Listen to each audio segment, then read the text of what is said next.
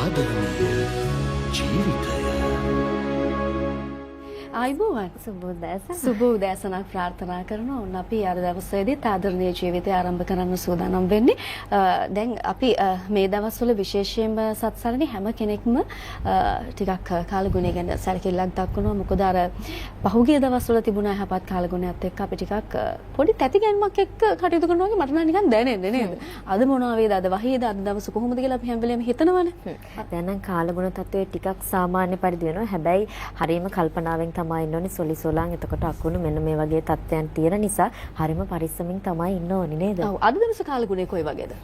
අද දවසේ කාලගුණේ දැන් මේ දවස්වල තියෙනවනේ මේ ඊසාන මෝසම් තත්ත්වයක් එක්ක තියෙන නිසා කියන උතුරු මැද සහ උතුර නැගෙනහිර මධ්‍යම සහ ඌව පළාත්වල සැරින් සැරේ ගිගුරුම් සහිත වැසි ඇති වෙන්න පුළුවන්.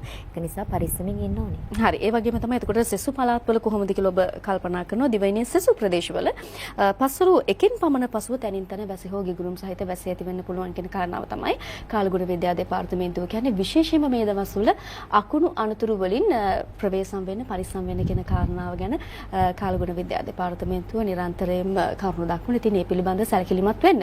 මේ අයහපත් කාලගුණය ගැන කතා බහ කරද්දී අපි දන්නවා මේ විශාල පිරිසක් පහුගිය දිනවල ඇති වුණ මේ අයහපත් කාලගුණය නිසාවෙන් පීඩාවටපත් වෙලා ඉන්නවා.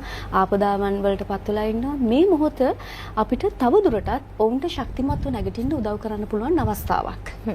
විශේෂයෙන්ම මානසික වශයෙන් සහ ආධ්‍යාත්මික වශයෙන් ගත්තහම අපිට පුළුවන් නම් එකිනෙකාගේ අපි දන්නවා අපි රටක් විදිහට ගත්තාම මේ වගේ අවස්ථාවක අපි දැක්ක අපේ රටේ මිනිස්සු කොච්චරනම් තව කෙනෙක්ගේ ගැන හිතනවද කියලා. එතකොට මේ වගේ අවස්ථාවක තව කෙනෙක්ගේ සතුට, තව කෙනෙක්ගේ පරිස්සම ගැන හිතලා අපිට වචනකින් හරි අපිට මොනම හරි දෙයකින් අපිට පුළුවන් නම් උදව්වක් කරන්න අනේක වටිනවා. ඒ නිසා අපි අද දවසේ පටන් ගමු තව කෙනෙක්ගේ උදව්වක්, තව කෙනෙක්ට සිනහවකින් සංග්‍රහ කරන්න පුළුවන් නම් කොච්චර හොඳයිද කියන සිතුවිල්ලත් එක්කම. ඒ කියන්නේ මිහිපිට දෙවිවරු. මිහිපිට දෙවිවරු. මම අපි කතා බහ කරමු එහෙමනම් කාන්තාවක් විදිහට කොහොමද ඔබ මේ මොහොතේදී ශක්තිමත්ව නැගී සිටින්න? ඔබේ ශක්තිය ඔබ වෙනුවෙන් වගේම ඔබේ පවුලේ අය වෙනුවෙන් කොහොමද මුදාහරින්නේ කියන කාරණාව ගැන මේ ආරම්භ වෙන්නේ සුබ දවසක් විශේෂාංගය.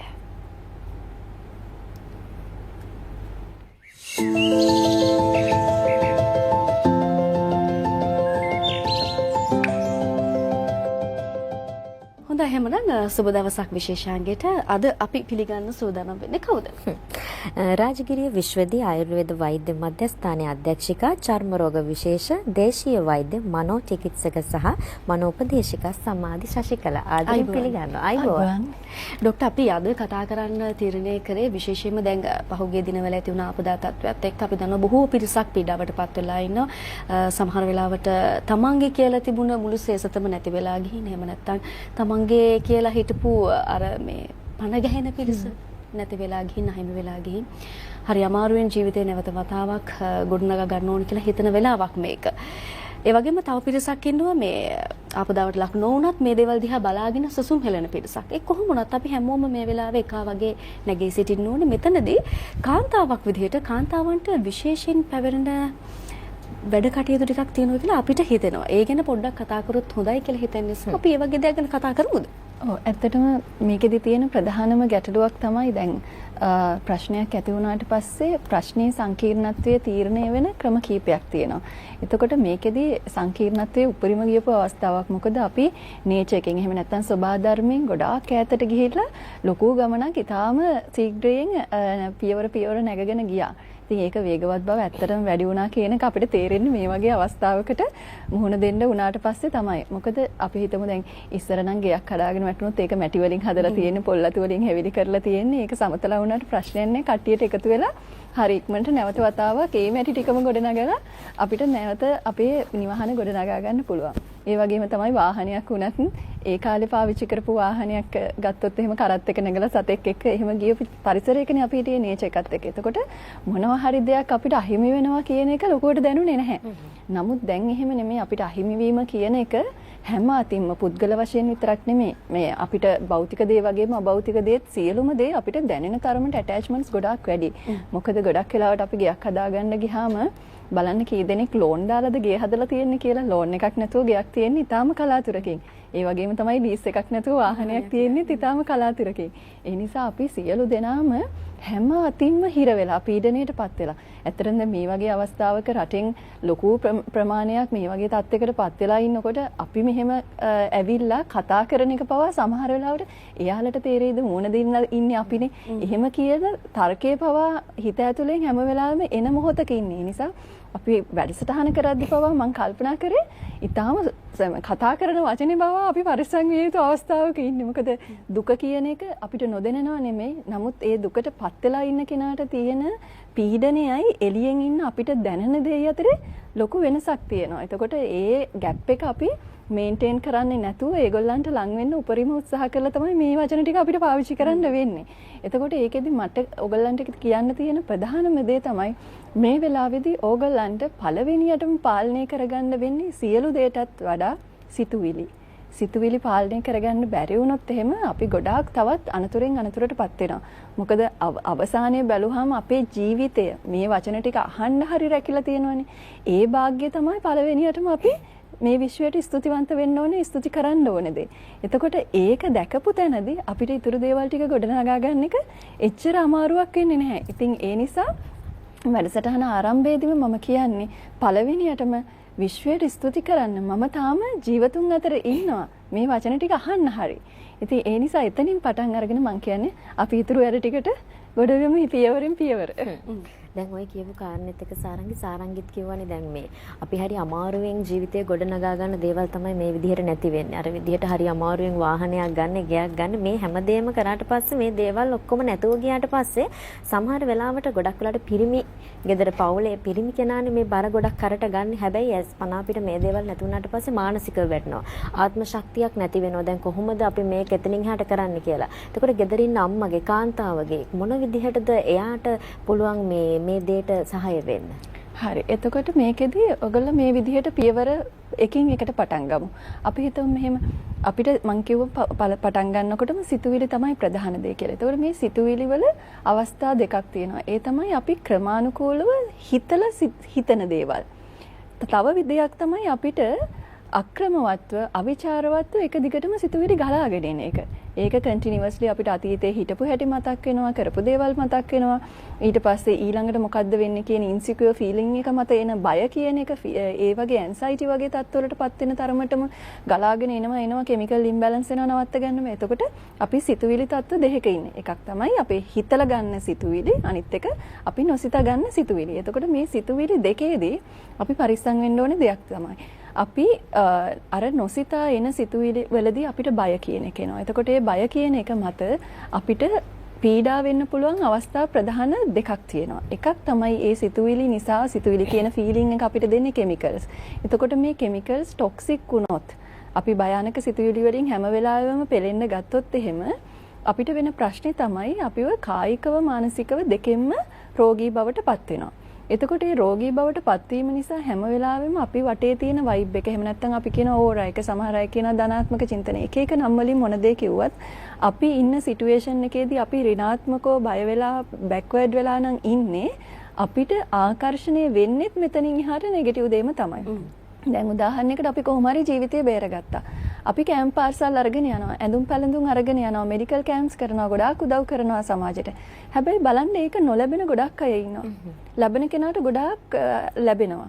ඒකට මේ වෙනස පවා ඇති වෙන්නේ අපේ ඒ තියෙන සිතුවිලි වල ඍණාත්මක භාවය අඩුවෙන් මානසිකව කඩා වැටෙන්න අපිට ලැබෙන්න තියෙන දේ තව ඈත් වෙන්න බලනවා. ඒ නිසා පළවෙනිම දේ තමයි අපි හදාගන්න ඕන දේ මේ අවිචාරවත් සිතුවිලි අපිට ගේන අපේ ඍණාත්මක බව.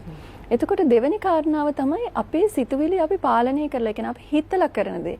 ඊළඟ මොහොතේදී දැන් අපි මොකද්ද කරන්න ඕනේ? අපේ ගෙදර නෑ, අපිට දැන් යන්න තැනක් නෑ, වාහනයක් නෑ. සමහර වෙලාවට පවුලේ සමාජිකයනුත් අහිමි වෙලා, සමහර වෙලාවට අතපය අහිමි වෙලා. එක දේවල් වලින් ඉන්න තත්ත්වයක. එතකොට අපි මොකද්ද කරන්න ඕනේ? මේ හිතලා ගන්න සිතුවිලි ටික ක්‍රමානුකූලව කරන්න නම් අපි මුලින්ම මේ සිතුවිලි වල තියෙන අපි හිතන සෞඛ්‍යමත් බව එහෙම නැත්නම් ඒවා අපිට ජීවිතේ හදාගන්න හැඩගස්ව ගන්න පාවිච්චි කරන්න පුළුවන් විදිහට පෙළගස්ව ගන්නවා. ඉතින් ඒ නිසා මේ වෙලාවේදී පොඩ්ඩක් කලබල වෙන්නේ නැතුව ඉන්න තැනක පැත්තකින් වාඩි වෙලා ඊටාම සංසුන්ව හුස්ම ගන්න. මේ තමයි හොඳම ප්‍රතිකාරය. තමන්ගේ හුස්ම වැටෙන දිහා ඊටාම ක්‍රමානුකූලව පැය භාගයක් විනාඩි 40ක් විතර වගේ කාලයක් පුරා ඕගොල්ලන්ගේ හුස්ම ඉහළ පහළ යන එක දිහා බලන් ඉන්න මොකද වෙන්නේ? අපි අර බය, පීඩනය, ඊට පස්සේ අනාරක්ෂිත බව මේ දේවල් එක්ක පත් වෙලා තියෙන අර කෙමිකල් වලින් අපිට දෙන අසහනකාරී බව, පීඩාකාරී බව අපිට කෙමින් අපිට පහළට යන්න පටන් ගන්නවා. එතකොට මේ පහළට යන එකත් එක්ක අන්න අපි සංසුන් වෙනකොට අර හිතලා ගන්න තීරණ ටික නිවැරදි තීරණ වෙන්න පටන් ගන්නවා.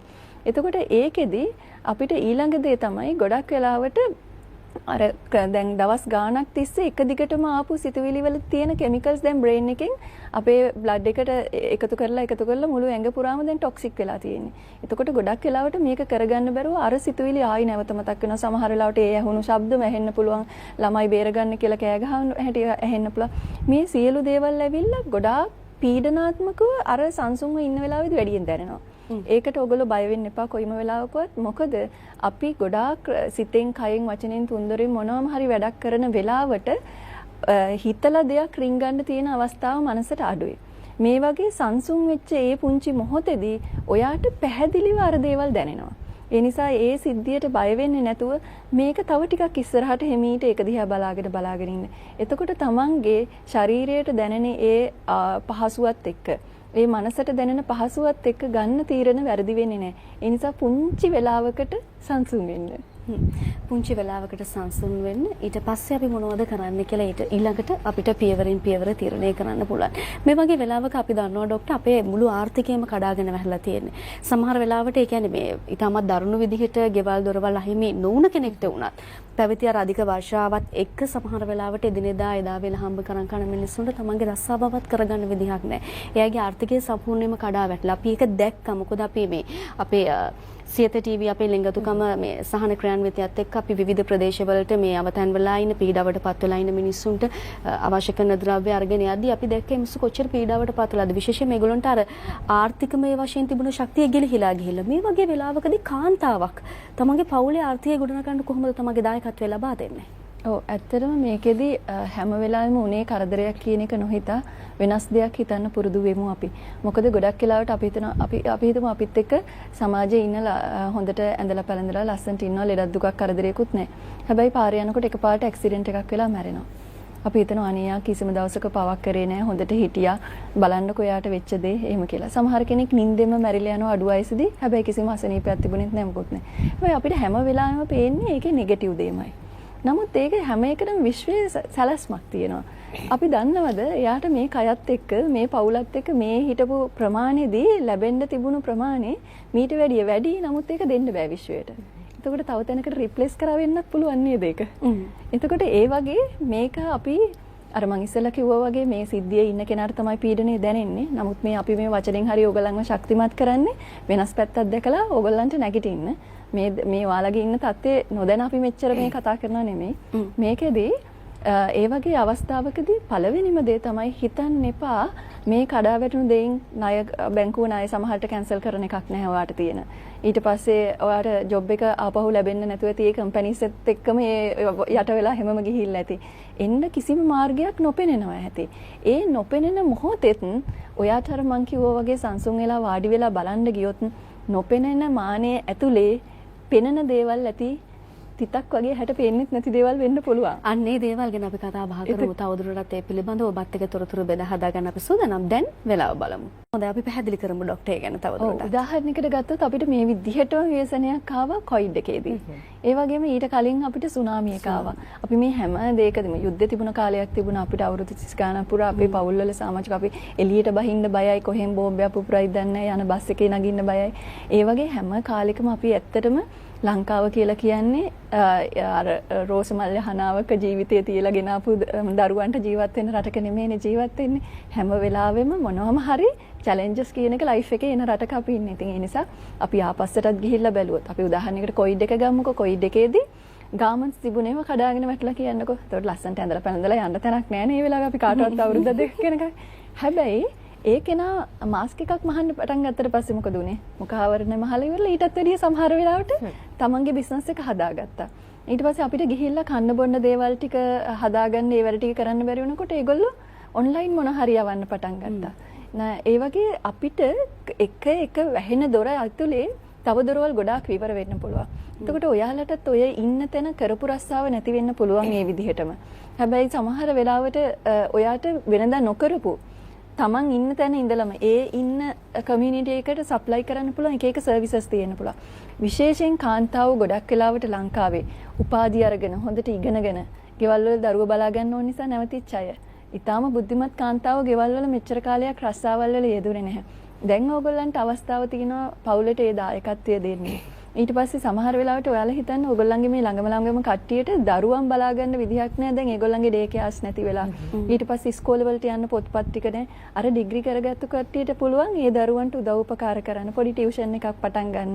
ඊට පස්සේ ඇඳුම් මහන කෙනෙකුට අර මං කිව්වා වගේ දැන් ඕනේ අර ඔෆිස් යන්න පුළුවන් ලස්සන මේ ඇඳුම් ටික මහන එක නෙමෙයිනේ. ඔයාට පුළුවන් මේ දැන් තියෙන තත්ත්වයට අනුව දේවල් ටිකක් මහගන්න කරගන්න. ඒවට උදව් උපකාර ඉල්ලගන්න. ණය සේවාවල් වලින් ඉල්ලන්න පුළුවන්. ඊට පස්සේ සමහර NGO කමියුනිටිස් තියෙනවා අපිට ඒ විදිහට සපෝට් කරන්න. ඒ දේවල් වලට අපිට බලලා ඉවර වෙලා මේ වෙලාවේ වැඩ පටන් ගන්න පුළුවන් වෙන්නේ අපි අර සිහියෙන් හිටියොත් තමයි. සතිය කියන එක තමයි අපිට මග කියන්නේ. එතකොට මේ සතියෙන් හිටියොත් අපිට පුළුවන් වෙනවා ඊළඟ මොහොතේ මොකද්ද කරන්න කියන එකට හැඩගවස්ව ගන්න. ඒ වගේම තමයි මේ වෙලාවේ ෆැමිලි එකක් විදිහට ඕගොල්ලන්ට එකමුතු බව හරි වැදගත්. අපි හිතමු දැන් පිරිමි කෙනෙක් විදිහට එයාගේ පර්සනැලිටි එකත් පවත්වාගෙන ආපු එක සම්පූර්ණයෙන්ම කඩා වැටුනහම ගොඩක් වෙලාවට ඩ්‍රින්ක්ස් වලට ඇඩික්ට් වෙන්න බලනවා, යාළුවොත් එක්ක රස්සිය අදු ගන්න බලනවා, සමහර අය ෆැමිලි එක දාලාම යන්න බලනවා. එතකොට මොකද ඒ පරිසරයට මුහුණ දී ගන්න බැරි පර්සනැලිටි එක නිසා ඒගොල්ලෝ ඒක අතහැරලා කොම්ෆර්ට් සෝන් එකට යන්න බලනවා. ගොඩාක් වෙලාවට මිනිස්සුන්ගේ මනස හැදිලා තියෙන්නෙම Tamanට පහසු කලාපයක ජීවත් වෙන්න. එතකොට ඒක හොයාගෙන යන එක ස්වභාවිකයි. එතකොට නමුත් අපිට මේ වෙලාවේදී හොඳ සිහියෙන් පවුල එකතු කරගෙන පුතේ අපිට මෙහෙම වෙලා තියෙනවා දැන්. මේ වයිෆ් කතා කරන්න ඕනේ හස්බන්ඩ් අපි මේ තත්ත්වයේ දැන් ඉන්නේ. ඔයා මෙහෙම කරන්න කියලා එකතු වෙලා දැන් අපි ප්ලෑන් එකක් හදා ගන්න තත්ත්වෙ ඉන්නේ. ඒ නිසා මේ වෙලාවේදී ස්ට්‍රෙස් වුණා කියලා, ණයබර තියෙනවා කියලා අපි තව තරහ ගන්න ගත්තොත් මම දැකපු ගොඩාක් දේවල් තමයි ඒ අය එක කතා කරන්න ගියාම ද්වේෂය කියන එක ගොඩාක් ඇවිස්සලා තිබුණා මේ තිබුණු තත්ත්වෙත් එක්ක. සමහර වෙලාවට අපි කතා කරනකොට තරහ යනවා. මම ඒකයි මේ ප්‍රෝග්‍රෑම් එකේ දෙතුන් වතාවක්ම කියන්න හේතුනේ. අපි මෙහෙම ඇවිල්ලා මෙතන කතා කරාට ඉන්න කෙනාගේ තත්ත්වය ටිකක් මීට වැඩිය බරපතලයි. ඉතින් ඒ නිසා ඒ ද්වේෂය කියන එක පොඩක් යටපත් කරගෙන අපි මේ තියෙන තත්ත්වෙට සංසුන්ව ආදරණීයව කරුණාවන්ත බව අපේ පරණ අපේ හොඳ මනුෂ්‍ය ගතිගුණ ටික ආපහු ඇප්ලයි කරන්න අපිට දොරවල් අරින්න තියෙන අවස්ථාව වැඩි ඇත්තටම. ඒ කියන්නේ අපි මේ වෙලාවේ හොඳ සිහියෙන් කටයුතු කරොත් අපිට ගිලිහි ගිය අවස්ථාව වෙනුවට තව අවස්ථා ඕන තරම් හොයාගන්න පුළුවන්කම ලැබෙයි විසත් සරණ නේද? දැන් අර මේ දරුවෝ ගැන මතක් කරන් සාරංග ඒ නිසාම තමයි මට මතක් වුණේ දැන් පාසල් යන දරුවන්ට දැන් පාසල් යන විදිහක් නැහැ. අනිත් වැදගත්ම කාරණේ තමයි උසස් පෙළ විභාගය කල් ගිහින් තියෙනවා විෂයන් කීපයක් මග ඇරලා තියෙනවා. කියන්නේ කාල සීමාව දැන් මේ කාල ගුණයත් එක්ක. එතකොට දැන් අපි දකිනවා මේ සෝෂල් මීඩියා හරහාම පොත් වේල ගන්න මේ වගේ දරුවන්ගේ ඔක්කොම ඉගෙනීම මේ වෙනකොට කඩාකප්පල් වෙලානේ තියෙන්නේ. එතකොට අතරමඟ නැතරලා මේ දරුවන්ට හිතෙන්න පුළුවන් කොහොමද මේ දේවල් නෝට්ස් හොයාගන්නේ කොහොමද ඉස්සරහ වැඩ ටික කරන්න කියලා. මානසිකව වැටලා ඉන්න වෙලාවක්නේ දෙමව්පියන්ට අම්මට ගෙදර ඉන්න කොහොමද මේ මානසිකත්වය මේගොල්ලන්ගේ හදන්න මොනවද කරන්න පුළුවන්? ඔව් ගොඩක් වෙලාවට මේ වගේ වෙලාවක ආධ්‍යාත්මික ශක්තිය ගොඩක් පාවිච්චි කරන එක තමයි හොඳම දේ. මොකද ප්‍රශ්නයක් තියෙනකොට විසඳන්න මගවල් පේන්නේ නැත්තම් මේ ප්‍රශ්නේදී ගොඩක් අයට විසඳන්න මගවල් පේන්නේ නැහැ. මොකද ඉස්කෝලත් යට වෙලා පොතුත් නැහැ. ඊට පස්සේ සමහර විට ටියුෂන් ගුරුවරයාත් යට වෙලා. එතකොට ඒ කිසිම අවස්ථාවක් පේන්න කිසිම නැහැ. එතකොට ඇත්තටම ආධ්‍යාත්මික ශක්තිය කියන එක මොකක් කොහොම වුණත් ලංකාවේ දවසක් ගානේ මේ වෙන පීඩාවන්ට හේතු වෙන ප්‍රධාන කාරණාවක් තමයි ලංකාවේ මිනිසුන් ඇතුලේ අපි එකිනෙකා මේ ඉන්න පුංචි පරිසරයක් ඇතුළත අපි දකින දේ තමයි ආධ්‍යාත්මිකව ඊටාම පිරිහෙලා තියෙන සමාජ කෙනෙක්. අඩුම තරමේ පංචශීලයවත් අපි රකින්න උත්සාහ කරන්නේ නැහැනේ.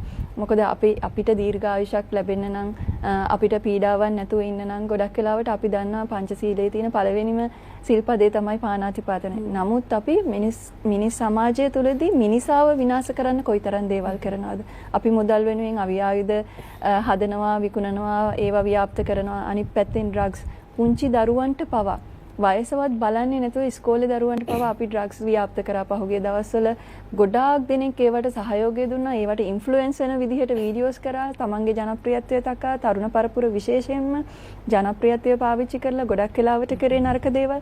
ඉතින් මේ ආධ්‍යාත්මිකව කඩා වැටුණු පරිසරයක නැවත වතාවක් ඒගොල්ලන් දියුණු જાතියක් බවට පත් වෙන්න නම් ඉස්කෝල හොයන්න, පොත්පත් හොයන්න, ගුරුවරු හොයන්න කලින් තමන්ගේ ආධ්‍යාත්මික බව වැඩි කරන්න හැමෝම දැනගන්න ඕනේ. එතකොට තමයි ඒ රට නැවත වතාවක් මේ තියෙන වයිබ් එක. ඒ කියන්නේ තුම්බිය කියන එක දැන් ඇති වෙලා ඉවරයිනේ මෙතෙන්ට. රෝග බිය ඇති වෙලා තියෙනවා. ඊට පස්සේ ඒව කුණු වෙලා ජරා වෙලා මිනියවත් අපිට අරගෙන වලලලා ඒ කරන්න පුළුවන් ටික කරගන්නවත් තත්වයක් නැහැනේ. එතකොට තුම්බියෙන්ම පීඩා විඳිනවා. ඒ හැම මොහොතකම ආධ්‍යාත්මික ශක්තිය කියන එක තමයි අපිට නැවත වතාවක් මේක ගොඩනගන්න සපෝට් වෙලා තියෙන්නේ. ඒ නිසා අපිට ඊළඟ අවස්ථාවේදී දරුවන්ව මේ හිටියටත් වැඩිය සමහර වෙලාවට අපි හිතමු ඒ දරුවා ගෙදර අයගේ අකමැත්තට බයෝසයන්ස් කර හිටිය හැබැයි දක්ෂ මියුසික් වලට. එතකොට මේ අවස්ථාව එයාට සපෝට් එකක් වෙන්න පුළුවන් අලුත් දෙයක් කරන්න. ඒ නිසා මේ දරුවන්ගේ තියෙන ප්‍රඥාව නැති වුණේ නැහැ. උගත්කමට හේතු වෙන පාදක වෙච්ච දේවල් ටික නැති වෙලා ඇති. හැබැයි එයාලගේ ප්‍රඥාව නැති වුණේ නැහැ. ඒගොල්ලන්ගේ මේ බ්‍රේන් එක ඇතුලේ තිබුණ කැපැසිටි එක තවමත් එලෙසම තියෙනවා. ඒ නිසා පේපර් ක්වොලිෆිකේෂන් කොයිම වෙලාවකවත් ආභරණයක් වුණා මිසක්ක මිනිස්සෙකුට. බලන්න අපි මේ ලෝකේ අලුත් දෙයක් හොයාගත්තු ඕන කෙනෙක් ළඟ පේපර් ක්වොලිෆිකේෂන් තිබ්බේ නැහැනේ මුලින්ම. ලෝකේ විද්‍යාඥයෝ ගත්තාම මොන ඉස්කෝලේටද ගියේ මොන විශ්වවිද්‍යාලයටද ගියේ මෙම මොන පේපර් ක්වොලිෆිකේෂන් එකද තිබ්බේ කියලා හෙව්වේ නැහැනේ. ඒගොල්ලන් කරන වැඩේ අවුට්පුට් එක තමයි මිනිස්සු ලෝකේ බැලුවේ. ඒ නිසා ඔයත් මේ වෙලාවේ මානසිකව වැටෙන්න එපා. එක්සෑම් කරගන්න බැරි වුණා, ඉස්කෝලේ යන්න විදිහක් නැහැ, පොත් ටික නැති වුණා එහෙම කියලා. මොකද ඔයාගේ බ්‍රේන් එක ඇතුලේ තියෙන මේ කැපැසිටි එක එල්ලෙසම තියෙනවා. මේ වෙලාවේ පරිස්සමට ඒක රැකගන්න සහ ආධ්‍යාත්මිකව ඒක තව තව දියුණු කරගන්න. එතකොට ඒක සමහර වෙලාවට ලෝකයක්ම දිනන්න පුළුවන් අවස්ථාවක් වෙන්න පුළුවන්. ඒ වගේම මේවා ප්‍රායෝගිකව විඳපු කොළඹ හින්න අපිට වැඩිය ඕගොල්ලන්ට උතන පරිසරයේ තව විද්‍යාත්මක පැති පේන්න පුළුවන්. එතකොට ඕගොල්ලෝ තව දෙයක් ඉගෙන ගන්න පුළුවන්. උතන විද්‍යාත්මකව ගස් ටික හදන්නේ කොහොමද? වැටි ටික බැඳගන්නේ කොහොමද? නාය යන්නේ නැති තැනක ගෙයක් දොරක් හදාගන්නේ කොහොමද? මේ විද්‍යාත්මක දැනුම ඕගොල්ලන්ට නැති වුණේ නැහැ. ඒව විද්‍යාත්මකව පාවිච්චි කරන්න පුළුවන් දේවල් සහ මේ වගේ අනතුරකදී රැකෙන්න පුළුවන් සමහර විට මැෂින්ස් වර්ග අපිට කලින්ම එලාම් කරන්න පුළුවන් දේවල්. ඒ වගේ දේවල් මේ දරුවෝ අතරින් හැදෙන්න පුළුවන්. ඒ නිසා කිසිම වෙලාවක මේ වෙච්ච පාඩුව ඇතුලේ පාඩු ටික දකින්න එපා. මේ වෙච්ච දේ ඇතුලෙන් එළියට එන්න අලුත් දෙයක් කරන්නේ කොහොමද කියන එක අපි දැක්කොත් එහෙම මම කියන්නේ ඕගලන්ට දරුවෝ ගැනවත් දරුවන්ට Tamanට වෙච්ච දේ ගැනවත් දුක් වෙවි ඉන්න දෙයක් නැහැ. මොහොතකට මම ඒකයි කිව්වේ සංසුන් වෙලා නැවතිලා අලුත් ජීවිතයක් ලැබුණා වගේ අපි අලුත් උපතක් ලැබුමු මේ වෙලාවේ. සමහර අත්දැකීම් නරක අත්දැකීම් වෙන්න පුළුවන්. හැබැයි ඒ නරක අත්දැකීම් අපිට අපේ ගමන් මඟ වෙනස් විදිහකට අරගෙන යන්න සාර්ථකත්වයේ කරා වෙනත් දිශානතින් ඔස්සේ රැගෙන යන්න අවශ්‍ය කරන මඟ පෙන්වීම කරනවා. මොකද ඒ අත්දැකීම් තමයි අපිට පන්නරයක් වෙන්නේ. අපිට සාර්ථකත්වයේ කරා යන්න මේ වෙලාව හොඳම වෙලාව. දැන් අපි විශේෂයෙන්ම මේ පීඩාවටපත් වුණ දරුවන්ගේ අධ්‍යාපන කටයුතු නගාසට වන කොහොමද එයාගේ ආධ්‍යාත්මික සුවතාවය වර්ධනය කරගන්නේ මේ වගේ කාරණා ගැන කතා කරන්නේ සත්සන්නේ. ඒකත් එක්ක අපි විශේෂයෙන් ඔබට මේ වෙලාවේ මතක් කරන්න ඕනේ සියත ලෙන්ගතුකම වටවල තේ සමග අපි රට වටාගෙන යන අපේ මේ ප්‍රජා සත්කාරයේදී විශේෂයෙන්ම අපි ඔබට මතක් කරා මේ වෙලාවේ සරණක් අවසි ඒ වගේම අත්‍යවශ්‍ය ද්‍රව්‍ය අත්‍යවශ්‍යම පුද්ගලයන් වෙත ලබා දීම වෙනුවෙන් අපි සිදු කරන ක්‍රියාන්විතයක් මේක. ඒ වෙනුවෙන් ඔබට පුළුවන් අත්‍යවශ්‍ය ද්‍රව්‍ය වියලි ආහාර ඇඳුම් පැළඳුම් වෙන්න පුළුවන් ඊළඟට ජලය ආහාර ඖෂධ මේ වගේ දේවල් ඔබට පුළුවන් අපේ සියත ටීවී ප්‍රධාන කාර්යාලයට ගෙනවිත් බාර දෙන්න. එහෙම නැත්නම් අපි ඔබට මතක් කරා මේ සෙලින්කෝ ලයිෆ් සමාගම අපිත් එක්ක මේ කාර්යදී අත්වැල් බැඳගෙන ඉන්නවා. ඔබට පහසු ඕනම සෙලින්කෝ ලයිෆ් ශාඛාවකට ගිහිල්ලා ඔබට පුළුවන්කම තියෙනවා මේ දේවල් ලබා දෙන්න කියන කාරණාව. එතනදී 0.112 0.62 86.0 කියන අංකය ඔස්සේ ඔබට පුළුවන් මේ සම්බන්ධයෙන් වැඩි විස්තර දැනගන්නත්. ඒක මතක් කරනවා මේ වෙලාවේ අපිට විශේෂයෙන් කියන්න ඕනේ සත්සන්නේ මොකද දැන් පාසල් දරුවෝ ගැනත් අපි ටිකක් වැඩිපුර අවධානය යොමු කරලා තියෙන්නේ. එයාට තමන්ගේ කියලා තිබුණ සියලු දේ අහිමි වෙලා තියෙදි අර පුංචි හිත්වලට ඒක දරා ගන්න හරි අමාරුයි. ඉතින් ඒ නිසාවෙන් විශේෂයෙන්ම ඔබට පුළුවන් නම් පාසල් යන දරුවෙක්ට අවශ්‍ය කරන පොත්පත් ටික, පෑන් පැන්සල්, වතුර බෝතලයක්, කෑම පෙට්ටියක්, ස්කූල් බෑග් එකක් මේ වගේ දේවල් ඔබට පුළුවන් නම් පරිත්‍යාග කරන්න. ඒක අපේ පුංචි දරුවන්ගේ මානසික සුවතාවයට වගේම නැවත ඒගොල්ලන්ගේ අධ්‍යාපනය නගා සිටවන්න හොඳ අත්වලක් වේවි නේද? දැන් ඒ වගේම තමයි සරන් කෙනෙක්ට හිතෙන්න පුළුවන් මට ඇවිල්ලා මේ දේවල් බාර දෙන්න විදියක් නැහැ. මට මූලික වශයෙන් කොහොමද දායකත්වය ලබා දෙන්න පුළුවන් කියලා.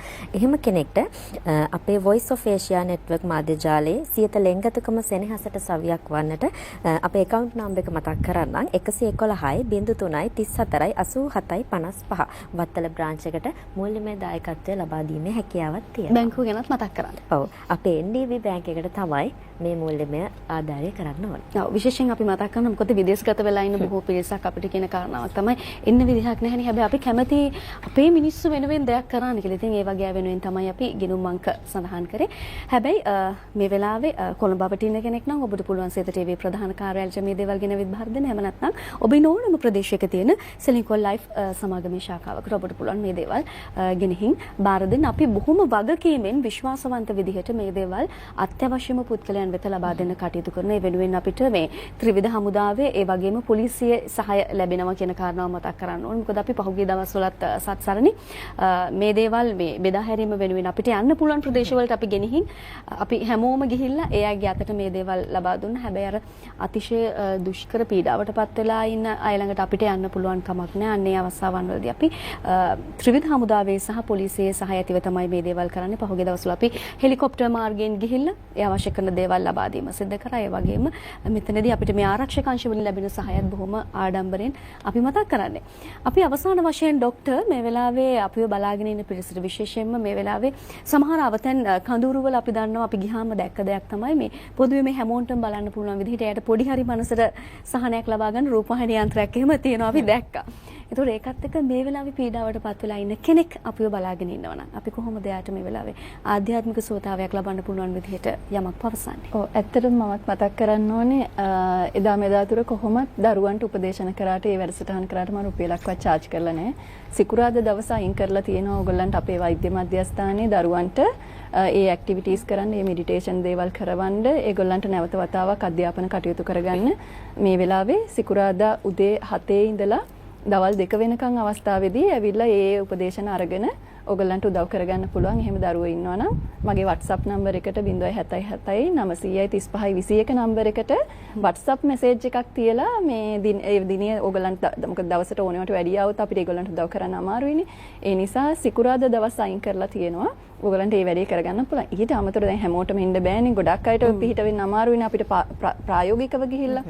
නමුත් පොදුවේ ගත්තොත් එහෙම මම කියන්නේ ඕගොල්ලන්ගේ විශේෂයෙන්ම මේ ප්‍රශ්නේ ගැන කතා කරන එක සිතුවිලි වල ගැටෙන එක පොඩ්ඩකට අමතක කරලා ඉවර වෙලා මම කියලා දුන්නා වගේ පුළුවන් තරම් ලැබෙන හැම මොහොතෙම පරණ වෙච්ච දේ ගැන කතා කරන්න එපා. ඕගොල්ලන්ගේ අතින් වෙන ලොකුම ප්‍රශ්නය තමයි අනේ බලන්නකෝ අර එහෙම තිබ්බා මෙහෙම තිබ්බා මේක වුණා. හරි සියලු දෙනාටම ඒ දේවල් සිද්ධ වුණා. හැබැයි අමතක වෙලා ගියා කියලා හිතන්න අමතක වුණොත් අපිට නැවත වතාවක් ජීවිතේ පටන් ගන්න වෙනවා. එතකොට ජීවිතේ පටන් ගන්නකොට අපි අතීතය අපි සම්පූර්ණයෙන්ම වලලලා ඊළඟ මොහොතේදී අපි ඊළඟ දේ ගැන විතරක් ප්ලෑන් කරලා ඉවර වෙලා වැඩ ටික කරන්න බලමු. ඒ වගේම තමයි තමන් අදහන ආගම මොන ආගම වුණත් මේ වෙලාවේදී ආධ්‍යාත්මික දෙයට මුල් තැන දෙන්න, ආගම මෙනෙහි කරන්න, භාවනා කටයුතු වල යෙදෙන්න. ඒක ආගමකට ප්‍රධාන දෙයක් නෙමෙයිනේ. භාවනාව කියන එක සිතුවිලි පාලනය කරන එක ඕනම පුද්ගලයෙකුට ලෝකයේ පොදු දෙයක්. ඒ නිසා ඒ සිතුවිලිත් එක්ක ස්ට්‍රගල් කරනව වෙනුවට මුකුත් දේවල් ඔලුවට දාගන්නේ නැතුව පොඩ්ඩක් සංසුන්ව පොඩි දවසක් යනකම් දෙන්න. මොකද ශරීරයේ ස්වභාවය තමයි මුලින්ම පීඩාවටපත් වුණාට පස්සේ ලොකු ඉහළම තත්යකට යනවා මානසික පීඩාවේ. ඊට පස්සේ ක්‍රමානුකූලව සෙටල් වෙලා නැවතත් අපි හොයාගන්න පටන් ගන්නවා අපිට ජීවත් වෙන්න පුළුවන් පරිසරය මොකක්ද කියන එක. අන්නේ පොඩි කාල සීමාව සති 2ක 3ක විතර වගේ කාල සීමාව ඉතාම අමාරුවෙන් ගෙවා ගන්න. ඒ ගෙවුවට පස්සේ ඔයගලන්ට හොඳ කාලයක් නැවත වතාවක් හොඳ මාර්ගයක් ඕපන් වෙනවා. ඒක විශ්වාස කරගෙන මේ වෙලාවේ සිහියෙන් සතියෙන් අපි කටයුතු කරන්න අපේ හිතවලට ගමු. හොඳයි. ඒකත් එක්ක අපි නැවත වතාවක් විශේෂයෙන් මතක් කරනවා අපේ වෛද්‍යතුමිය ප්‍රමුඛ එතුමියගේ ආයතනයේ හරහා විශේෂයෙන්ම සිකුරාදා දවස්වලදී මේ වෙලාවේ පීඩාවටපත් වෙලා ඉන්න මේ සහනයක් අවශ්‍ය අපේ ආදරණීය පුංචි දරුවෝ වෙනුවෙන් විශේෂ වැඩ කටයුත්තක් සංවිධානය වෙනවා. ඒ සම්බන්ධයෙන් තොරතුරු දැනගන්න ඔබට පුළුවන් 077 935 කියන අංකයට WhatsApp මාර්ගයෙන් පණිවිඩයක් යොමු කළ කියන කාරණාවත් මතක් කරනවා. ඔව් ඒ වගේම තමයි තව එකක් මතක් කරනවා මේ වෙලාවේ ගොඩාක් රුධිරය අවශ්‍ය වෙලා තියෙනවා හොස්පිටල්ස් වලට. මම 18 වෙනි අවුරුද්ද ලෑස්ති කරන ජනවාරි 1 වෙනිදාට ඕගොල්ලන්ට පුළුවන් මගේ බ්ලඩ් කැම්ප් එකට ඇවිල්ලා ඕගොල්ලන්ට රුධිරය මේ වෙලාවේ එකතු කරලා මේ අවතැන් වෙලා ඉන්න කට්ටියට සහයෝගය දෙන්න. ඒකටත් ජනවාරි 1 වෙනිදා උදේ 7 ඉඳලා බ්ලඩ් කැම්ප් එක තියෙනවා රාජගිරියේ. වෙනදා තියෙන තැනමයි ගොඩක් අය ගැන දැනුවත්. ඉතින් අවුරුදු 18ක් කළා කියලා කියන්නේ. ඉතින් ඒකෙදිත් අපි අපේ ජනතාවට නැවත වතාවක් ගොඩ එන්න අපි අවස්ථාව හදලා දෙමු. හොඳයි. ඒ සම්බන්ධයෙන් විස්තර මේ අංකයෙන් ඔබට දැනගන්න පුළුවන්කම තියෙනවා. එහෙමනම් අපි ස්තුතිවන්ත වෙමු අපේ වෛද්‍යතුමියට. හොඳයි. ඉතින් අපිත් එක්ක එකතු වෙන්නේ රාජගිරිය විශ්වවිද්‍යාලයේ ආයුර්වේද වෛද්‍ය මධ්‍යස්ථානයේ අධ්‍යක්ෂිකා චර්ම රෝග විශේෂ දේශීය වෛද්‍ය මනෝචිකිත්සක සහ මනෝපදේශක සමාධි ශශිකලා. මෙහෙමින් ස්තුතියි අද දවසේ අපිත් එක්ක එකතු වුණාට. සුබ දවසක්.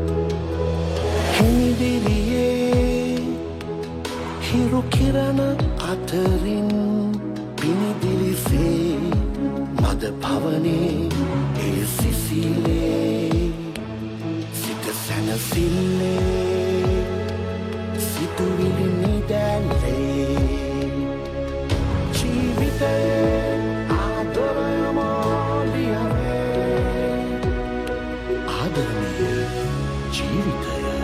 දිනපතා අලුත් වීඩියෝ සහ ප්‍රවෘත්ති නැරඹීමට ඉහත බටන් එක ක්ලික් කර සියත TV සබ්ස්ක්‍රයිබ් කරන්න.